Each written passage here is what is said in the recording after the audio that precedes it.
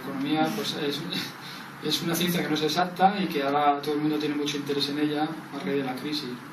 Antes quizá no suscitaba tanta inquietud y tanto interés, y ahora se ha puesto al primer plano, ¿no? de actualidad. Pero es complicada, como decía yo, no es exacta, hay muchos factores pues, académicos, factores también psicológicos que influyen. Entonces, quizá es atractiva porque no es exacta, ¿no?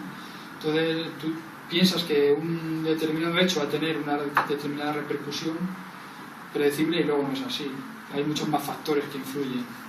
¿Por qué, por ejemplo, cae la bolsa hoy en un día en que una agencia de calificación nos ha mejorado la perspectiva del rating, y en un día en que pues, el dato de crecimiento del PIB de Estados Unidos es muy bueno y el dato de empleo, y sin embargo la bolsa cae?